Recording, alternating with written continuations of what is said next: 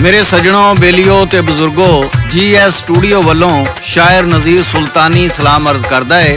GS studio तुहाडे वास्ते YouTube दे राहीं अपनी मां बोली दा प्रचार करदा है ते लोक दास्ताना राहीं इश्को मुहब्बत ते सूरमियां दियां लोक विरसा दास्ताना तुहाडे तੀਕਰ अपनाउण दा चारा करदा है।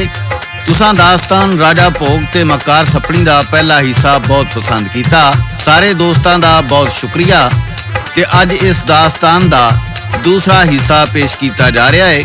इसकी फरमाइश की है वली मुहम्मद संधू जट 8812L तो, अजीत कंबो हरियाणा इंडिया तो, रावलपिंडी तो मुहम्मद अली सदीकी, सऊदी अरब तो शुजात अली, दुबई तो अमजद अली, इटली तो जफर बबली पट्टी, चौधरी आमर विरक बतालिया, स्पेन तो राणा शबीर आजाद, निके दौलताने तो बाबा मुनीर, स्पेन तो राणा शबीर आजाद, इंग्लैंड तो बलबीर सिंह कंवल, रावलपिंडी तो राणा जाफर, काले वाला चीमा तो जकाउल्ला चीमा, अमान सलाले तो चौधरी मोहम्मद शरीफ ते चढ़दे पंजाब तो बिट्टू लहरी। मेरे दोस्तों हुण आउने आ असीं अपनी अज दी दास्तान वाले। जदों मलका ने बादशाह नूं बोली मारी भई जे मैनूं छड्ड के किसे होर नाल विआह करना है ते सवाद ते तां है जे अनमोल राणी नूं विआह के लियावें।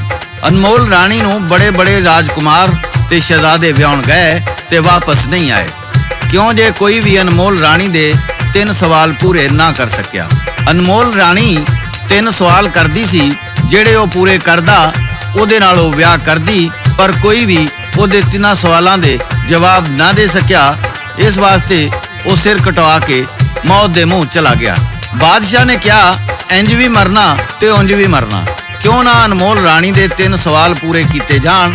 इन्नी गल करके बादशाह अपने घोड़े ते सवार होया ते अनमोल राणी के देश वाल कूच कर गया। बादशाह सफर करदा करदा थक गया ते वो घोड़े तो उतर के एक नहर के किनारे बह के नाले मूँह धोण लग पिया ते नाले पानी पीण लग पिया।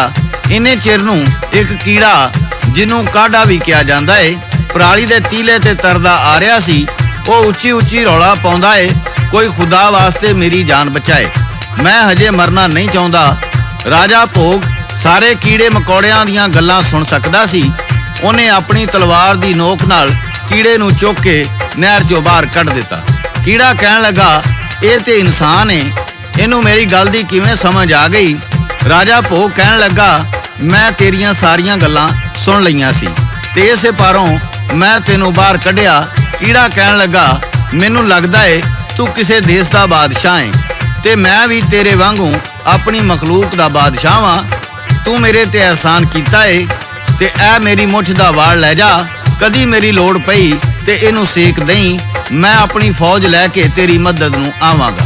राजा भोग सोचण लगा मैनू इहदी फौज दी किहड़ी लोड़ पैनी है। खैर वो घोड़े ते सवार होया ते जांदा रहा। जंगलां पहाड़ां दा सफर करदा जांदा है। अगे ओनू 4 बीरबल टक्कर गए। बीरबल दा मतलब 4 जिन टक्कर गए। उन्हां ने बादशाह नूं आउंदियां वेखिया, वो चारे बंदे बन गए।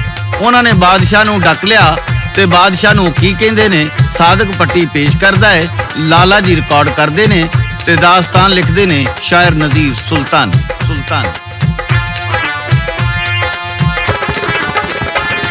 ओ दुनिया तो बादशाह ते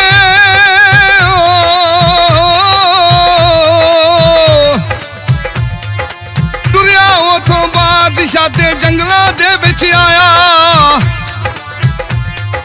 मीला दा सी जेड़ा पैड़ा दिना विच मुकाया। बलबीर सी वेंदे ओनू बंदा तुरया आउंदा। सुनिया ओना कन्नी अपने गाना खुशी च गांदा। 4 दिन बंदे बन के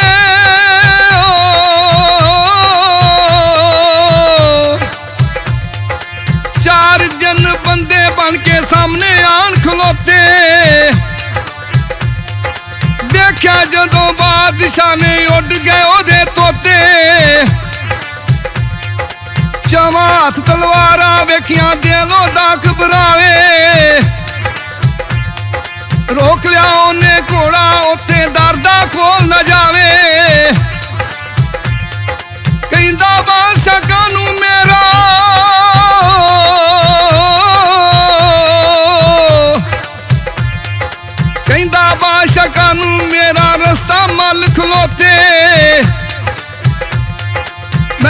कोई नुकसान नहीं कीता उड्डे क्यों तोते कर मुकाबला साडे नाल जे तू इथों जाना मार के तेनू असी बनाईए जानवरां दा खाना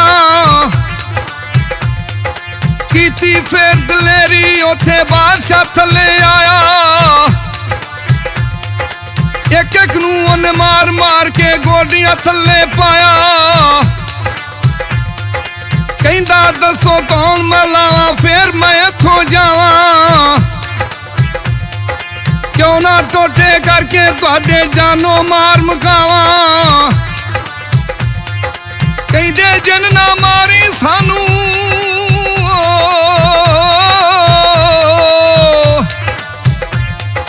कहंदे जिन ना मारी सानू असी जिन माने असी ते बदले तेरी खातर बंदियां वाले बाने जे कर छड़ दे सानू अज ते काम तेरे फिर आइए करिए तेरी ताबियादारी कदी ना मत्था लाइए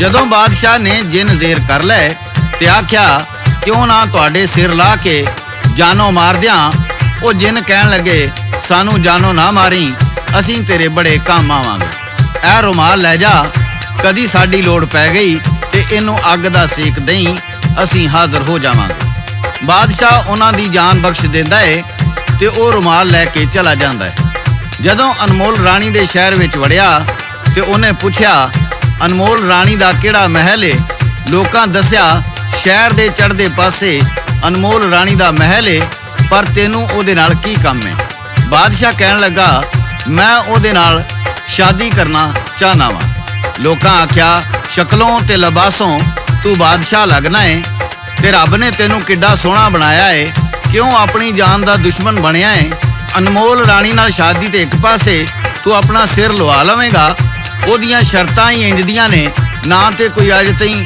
ਉਹਨਾਂ ਨੂੰ ਪੂਰੀਆਂ ਕਰ ਸਕਿਆ ਏ ਤੇ ਨਾ ਹੀ ਉਹਦੇ ਨਾਲ ਸ਼ਾਦੀ ਕਰ ਸਕਿਆ ਬਾਦਸ਼ਾਹ ਨੇ ਸੋਚਿਆ ਜੇ ਮੈਂ ਰਾਣੀ ਨੂੰ ਵਿਆਹਣ ਤੋਂ ਬਗੈਰ ਹੀ ਵਾਪਸ ਗਿਆ ਤੇ ਮਲਕਾ ਨੇ ਜਾਂਦਿਆਂ ਹੀ ਬੋਲੀ ਮਾਰਨੀ ਏ ਕਿੱਥੇ ਵੇ ਅਨਮੋਲ ਰਾਣੀ ਬੜੇ ਸ਼ੌਕ ਨਾਲ ਵਿਆਹਣ ਗਿਆ ਸਾਂ ਉਹਦੇ ਤਾਨਿਆਂ ਨਾਲ ਮਰਨ ਤੋਂ ਚੰਗਾ ਏ ਇੱਥੇ ਹੀ ਮਰ ਜਾਵਾਂ ਉਹਨੇ ਆਖਿਆ ਰਾਣੀ ਨੂੰ ਆਖੋ ਆਪਣੀ ਪਹਿਲੀ ਸ਼ਰਤ ਦੱਸੇ ਟਲ ਖੜਕਿਆ ਤੇ ਪਿਆਦੇ ਨੇ ਜਾ ਕੇ ਦੱਸਿਆ ਫਲਾਂ ਮੁਲਕ ਦਾ ਬਾਦਸ਼ਾਹ ਆਇਆ ਏ ਉਹ ਤੁਹਾਡੇ ਨਾਲ ਸ਼ਾਦੀ ਕਰਨਾ ਚਾਹੁੰਦਾ ਏ ਉਹ ਕਹਿੰਦਾ ਏ ਆਪਣੀ ਪਹਿਲੀ ਸ਼ਰਤ ਦੱਸੋ ਰਾਣੀ ਉੱਥੇ ਆਪਣੀ ਪਹਿਲੀ ਸ਼ਰਤ ਦੱਸਦੀ ਏ ਸਾਦਕ ਪੱਟੀ ਪੇਸ਼ ਕਰਦਾ ਉਹ ਸ਼ਰਤ ਲੈ ਕੇ ਰਾਣੀ ਨੇ ਤੇ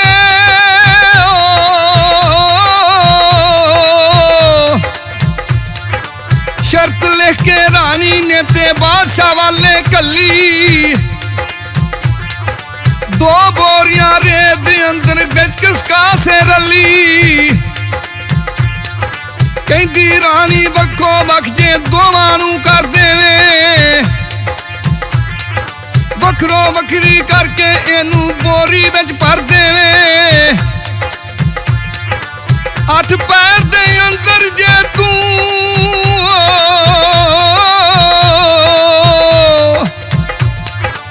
8 पैर दे अंदर जे तू शर्त करेगा पूरी दूजी शर्त दी फेरो रानी देवेगी मंजूरी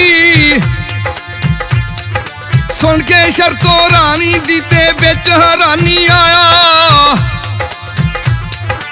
कि मैं वखो वख करांगा शाह ते घबराया लगा करना वखरो वखरी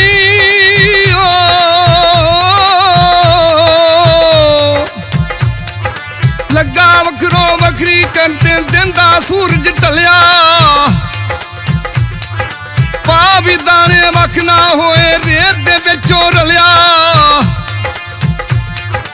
कहंदा हुण ते खा तेरी पक्की गर्दन जासी लाके बैठा बूवे दे नाल बादशाह बिच उदासी इको वारी आसी आया मेरे बेलियो इको वारी आसी आया कीड़े दा फिर कहना ਇੱਕ ਦਿਨ ਵੇਖੀ ਬਾਦਸ਼ਾਹ ਤੈਨੂੰ ਕੰਮ ਮੇਰੇ ਨਾਲ ਪੈਣਾ ਕੱਢ ਕੇ ਵਾਲ ਕੀੜੇ ਦਾ ਤੇ ਸੇਕ ਉਹਨੂੰ ਦੇਵੇ ਕੀੜਾ ਉੱਤੇ ਭੱਜਾ ਆਇਆ ਮਲਬੇ ਨਾਲ ਵਲੇਵੇ ਫੌਜ ਆਪਣੀ ਲੈ ਕੇ ਆਇਆ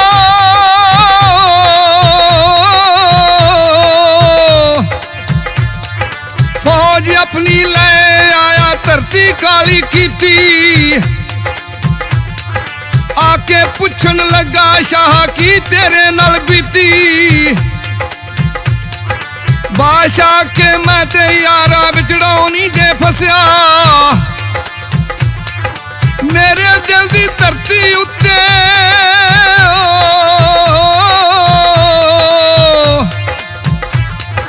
ਮੇਰੇ ਦਿਲ ਦੀ ਧਰਤੀ ਉੱਤੇ ਕਹਿਰ ਦਾ ਬੱਦਲ ਵਸਿਆ ਰੇਤਾਂ ਵਿੱਚੋਂ ਦਾਣੇ ਚੁਗਨੇ ਚਾਰ ਪੈਰ ਨੇ ਬਾਕੀ ਇੱਕ ਦਾਣਾ ਵੀ ਰਹਿ ਗਿਆ ਜੇਕਰ ਮੈਂ ਤੇ ਮਿਲਸਾਂ ਖਾਕੀ ਕੀੜਾ ਆਖਣ ਲੱਗਾ ਕਾਨੂੰ ਯਾਰਾ ਤੂੰ ਘਬਰਾਵੇਂ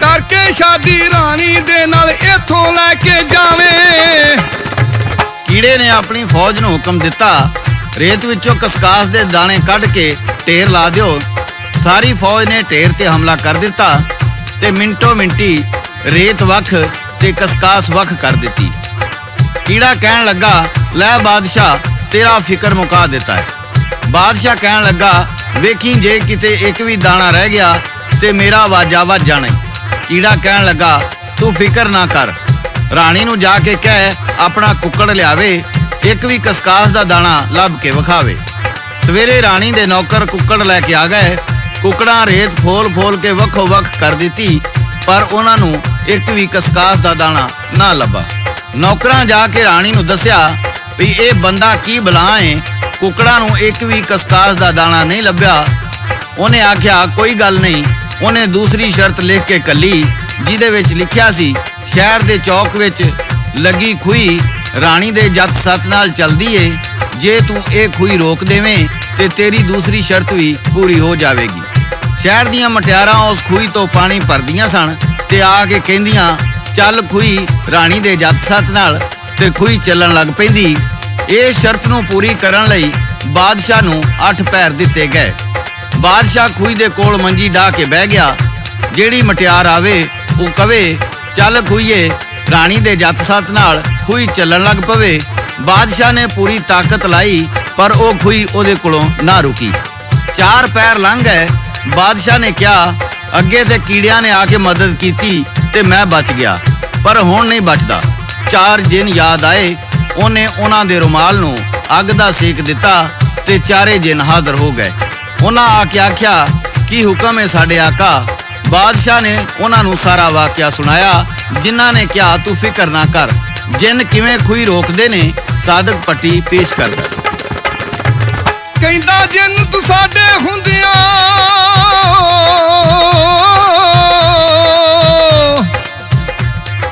ਕਹਿੰਦਾ ਜਿੰਨ ਤੂੰ ਸਾਡੇ ਹੁੰਦਿਆਂ ਨਾ ਘਬਰਾਵੀਂ ਯਾਰਾ ਇਹ ਖੂਹੀ ਨਾ ਚੱਲਣ ਦਈਏ ਜ਼ੋਰ ਲਾਵੇ ਜਗ ਸਾਰਾ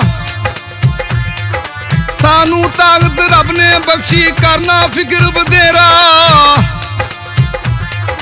ਖੂਹੀ ਤਾਈ ਚੱਲੇ ਜੇਕਰ ਨਾਮ ਲੈਣਗੇ ਤੇਰਾ 4 ਜਿਨ੍ਹਾਂ ਨੇ ਆ ਕੇ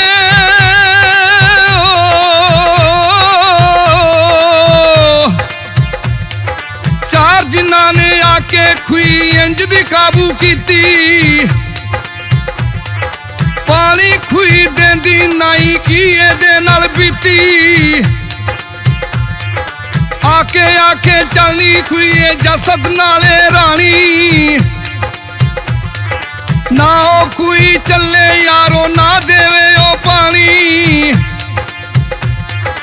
ਆਖਣ ਲੱਗਾ ਬਾਦਸ਼ਾਹ ਨੂੰ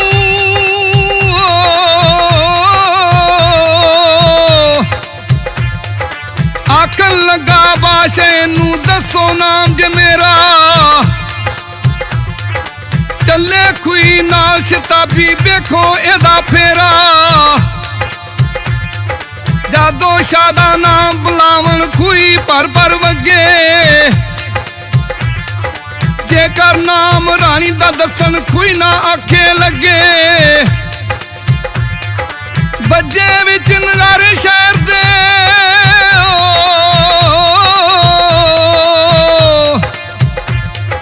ਬੱਜੇ ਵਿੱਚ ਨਗਾਰੇ ਸ਼ਹਿਰ ਦੇ ਰਾਣੀ ਸ਼ਰਤਾਂ ਹਰੀਆਂ। ਜਾ ਸੁਣਾਈਆਂ ਨੌਕਰਾਂ ਨੇ ਵੀ ਗੱਲਾਂ ਖਰੀਆਂ ਖਰੀਆਂ। ਤੇਰੇ ਨਾਂ ਤੇ ਚੱਲਦੀ ਨਹੀਂ ਉਹ ਖੂਹੀ ਉਹ ਮਰ ਜਾਣੀ। ਆਨ ਹੈਰਾਨੀ ਹੋਈ ਉੱਥੇ ਮਹਿਲਾਂ ਦੇ ਵਿੱਚ ਰਾਣੀ। ਜਦੋਂ ਰਾਣੀ ਦੂਜੀ ਸ਼ਰਤ ਵੀ ਹਾਰ ਗਈ, ਉਹ ਕਹਿਣ ਲੱਗੀ ਤੀਜੀ ਸ਼ਰਤ ਤੇ ਮੈਂ ਜੇਤੀ ਜਾਵਾਂਗੀ, ਇਹ ਮੇਰੇ ਹੱਥ ਵੱਸ ਦਾ ਕੰਮ ਏ। ਤੀਜੀ ਸ਼ਰਤ ਇਹ ਸੀ ਵੀ ਜੇ ਰਾਜਾ ਭੋਗ 8 ਪੈਰਾਂ ਵਿੱਚ ਰਾਣੀ ਨੂੰ ਬੁਲਾ ਜਾਵੇ ਤੇ ਰਾਣੀ ਉਹਦੇ ਨਾਲ ਵਿਆਹ ਕਰ ਲੇਗੀ, ਨਹੀਂ ਤੇ ਬਾਦਸ਼ਾਹ ਦਾ ਸਿਰ ਲਾ ਦਿੱਤਾ ਜਾਏਗਾ। ਬਾਦਸ਼ਾਹ ਕਹਿਣ ਲੱਗਾ ਅੱਗੇ ਤੇ ਗੱਲ ਦੂਸਰੀ ਸੀ, ਪਰ ਹੁਣ ਮੈਂ ਕੀ ਕਰਾਂਗਾ? ਰਾਣੀ ਦੀ ਮਰਜ਼ੀ, ਬੋਲੇ ਜਾਂ ਨਾ ਬੋਲੇ, ਮੈਂ ਕਿਵੇਂ ਬੁਲਾਵਾਂਗਾ? ਰਾਣੀ ਨੂੰ ਤੇ ਰਾਜਾ ਭੋਗ ਨੂੰ ਇੱਕ ਕਮਰੇ ਵਿੱਚ ਵੱਖੋ ਵੱਖ ਪਲੰਗ ਢਾ ਦਿੱਤੇ। ਰਾਣੀ ਦਾ ਪਲੰਗ ਇੱਕ ਕੰਧ ਨਾਲ ਤੇ ਰਾਜੇ ਦਾ ਪਲੰਗ ਦੂਜੀ ਕੰਧ ਨਾਲ। ਇੱਕ ਚੌਮੁਖੀਆ ਦੀਵਾ ਬਾਲ ਕੇ ਅੰਦਰ ਰੱਖ ਦਿੱਤਾ। ਰਾਜਾ ਭੋਗ ਉਹਨੂੰ ਬੁਲਾਉਣ ਦੀ ਕਿਵੇਂ ਕੋਸ਼ਿਸ਼ ਕਰਦਾ ਏ, ਸਾਦਕ ਪੱਟੀ ਪੇਸ਼ ਕਰਦਾ ਹੈ। ਪੀਰ ਬਲਾ ਨੂੰ ਕਹਿੰਦਾ ਰਾਜਾ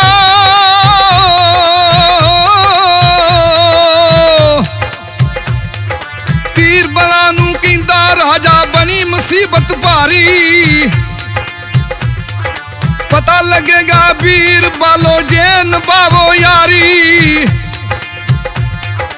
ਆਖਣ ਲੱਗੇ ਰਾਜਾ ਰਾਤੀ ਗੱਲ ਕਰੀ ਨਾਲ ਦੀਵੇ। ਬੋਲ ਕੇ ਅਸੀਂ ਦੱਸਾਂਗੇ ਜਿਵੇਂ ਦੀਵਾ ਅੰਦਰੋਂ ਜੀਵੇ। ਫਿਰ ਤੂੰ ਗੱਲ ਪਲੰਗ ਨਾਲ ਕਰ ਲਈ।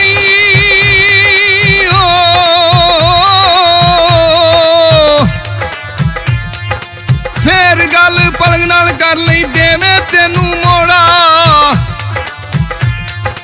ਹਾਂ ਰਾਣੀ ਦਾ ਅਸੀਂ ਬੁਲਾਈਏ, ਵਕਤ ਲੱਗੇਗਾ ਥੋੜਾ। ਵਿੱਚ ਮੇਲਾ ਚਾਰ ਮੁਖੀਆ ਦੀਵਾ ਰਾਤੀ ਰੋਸ਼ਨ ਹੋਇਆ। ਅੰਦਰ ਵਾੜ ਕੇ ਨੌਕਰਾਂ ਪਿੱਛੋਂ ਬੂਆ ਉਹਨਾਂ ਢੋਇਆ। ਰਾਜਾ ਆਪਣੇ ਪਲੰਗ ਤੇ ਜਾ ਕੇ ਲੇਟ ਗਿਆ ਫਿਰ ਯਾਰੋ। ਆਖਣ ਲੱਗਾ ਸਾਡੇ ਨਾਲ ਵੀ ਬੋਲੋ ਤੇ ਸਰਕਾਰੋ। ਜਦੋਂ ਰਾਤ ਦਾ ਇੱਕ ਪੈਰ ਗੁਜ਼ਰਿਆ, ਰਾਜਾ ਕਹਿਣ ਲੱਗਾ ਰਾਤ ਲੰਮੀ ਏ, ਰਾਣੀ ਤੇ ਬੋਲਦੀ ਨਹੀਂ, ਚਲੋ ਦੀਵੇ ਨਾਲ ਹੀ ਗੱਲ ਕਰਨੇ ਆ। ਰਾਜਾ ਦੀਵੇ ਨੂੰ ਕਹਿੰਦਾ ਹੈ ਯਾਰ ਦੀਵਿਆ ਕੋਈ ਗੱਲ ਸੁਣਾ। ਦੀਵਾ ਬੋਲਿਆ ਹੱਡ ਬੀਤੀ ਸੁਣਾਵਾਂ ਕਿ ਜਗ ਬੀਤੀ। ਰਾਜਾ ਆਖਣ ਲੱਗਾ ਚੱਲ ਹੱਡ ਬੀਤੀ ਸੁਣਾ। ਦੀਵਾ ਕਹਿੰਦਾ ਹੈ ਮੈਂ ਇੱਕ ਚੀਕਣੀ ਮਿੱਟੀ ਸਾਂ, ਇੱਕ ਦਿਨ ਮੂੰਹ ਹਨੇਰੇ ਇੱਕ ਘੁਮਿਆਰ ਗਿਆ। ਉਹਨੇ ਕਈਆਂ ਨਾਲ ਮੈਨੂੰ ਕੁੱਟਿਆ, ਖੋਤਿਆਂ ਤੇ ਲੱਦ ਕੇ ਘਰ ਲਿਆ ਸੁੱਟਿਆ। ਘਰ ਆ ਕੇ ਮੈਨੂੰ ਡੰਡਿਆਂ ਨਾਲ ਕੁੱਟਿਆ, ਕੁੱਟ ਕੇ ਮੈਨੂੰ ਮੈਦੇ ਵਾਂਗੂ ਕਰ ਦਿੱਤਾ। ਫਿਰ ਮੇਰੇ ਵਿੱਚ ਪਾਣੀ ਪਾ ਕੇ ਇੱਕ ਚੱਕ ਤੇ ਚੜਾਇਆ ਤੇ ਮੈਂ ਭਵਾਲੀਆਂ ਲੈਣ ਲੱਗ ਪਿਆ। ਜਦੋਂ ਮੈਨੂੰ ਚੱਕਰ ਚੜ ਗਏ ਤੇ ਹੱਥਾਂ ਨਾਲ ਉਹਨੇ ਮੈਨੂੰ ਕੱਢਣਾ ਸ਼ੁਰੂ ਕਰ ਦਿੱਤਾ। ਮੇਰਾ ਦੀਵਾ ਬਣਾ ਕੇ ਚੱਕ ਤੋਂ ਉਹਨੇ ਲਾ ਲਿਆ। ਮੈਂ ਸੋਚਿਆ ਚਲੋ ਸ਼ੁਕਰ ਏ ਇਹਨੇ ਜੋ ਬਣਾਉਣਾ ਸੀ ਬਣਾ ਲਿਆ, ਹੁਣ ਮੇਰੀ ਜਾਨ ਛੁੱਟ ਗਈ। ਫਿਰ ਉਹਨੇ ਮੈਨੂੰ ਧੁੱਪੇ ਸੁੱਕਣੇ ਰੱਖ ਦਿੱਤਾ। ਜਦੋਂ ਮੈਂ ਸੁੱਕ ਗਿਆ ਤੇ ਉਹਨੇ ਮੈਨੂੰ ਭੱਠੀ ਵਿੱਚ ਰੱਖ ਕੇ ਅੱਗ ਲਾ ਦਿੱਤੀ। ਮੇਰਾ ਸਾਰਾ ਵਜੂਦ ਸੜਨ ਲੱਗ ਪਿਆ। ਜਦੋਂ ਮੈਂ ਸੜ ਕੇ ਪੱਕ ਗਿਆ ਤੇ ਉਹਨੇ ਮੈਨੂੰ ਕੱਢ ਕੇ ਲਿਆ ਕੇ ਆਪਣੀ ਦੁਕਾਨ ਤੇ ਸਜਾ ਕੇ ਰੱਖ ਦਿੱਤਾ। ਮੈਂ ਇੱਕ ਖੂਬਸੂਰਤ ਦੀਵਾ ਬਣ ਗਿਆ ਸਾਂ। ਇਹ ਭੂੰਡ ਰਨ ਗਈ ਤੇ ਜਾ ਕੇ ਕਹਿਣ ਲੱਗੀ ਇਹ ਦੀਵਾ ਮੈਨੂੰ ਦੇ ਦੇ। ਇਹ ਮੈਨੂੰ ਖਰੀਦ ਕੇ ਲੈ ਆਈ।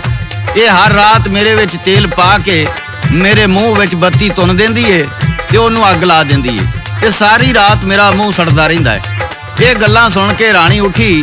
ਉਹਨੇ ਦੀਵਾ ਚੁੱਕ ਕੇ ਥੱਲੇ ਮਾਰ ਕੇ ਤੋੜ ਦਿੱਤਾ ਤੇ ਫਿਰ ਜਾ ਕੇ ਪਲੰਗ ਤੇ ਪੈ ਗਈ।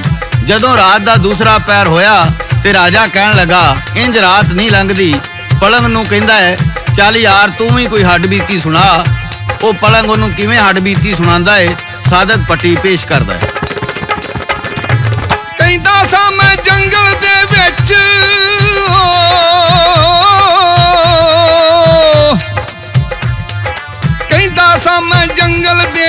तकड़ी बड़ी प्यारी।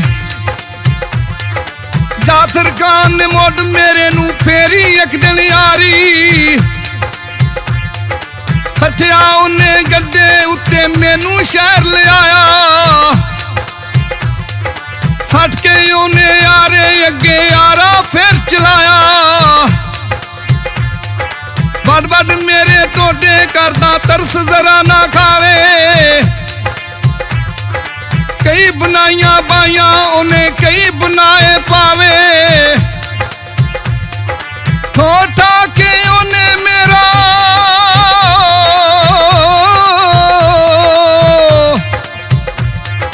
ठोठा के उन्हें मेरा पलंग तैयार सी कीता। आया की तकलीफा पर मैं घुट सबर दा पीता। करके पालिश उन्हें मैनू रंगला पलंग बनाया।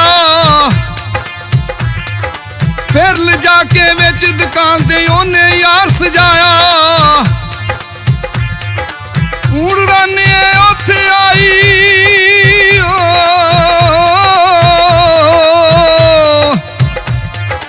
हूण रानी उत्थे आई मेरा मुल मुकाया। उतो चौके उन्हें मैनू महिला विच टकाया।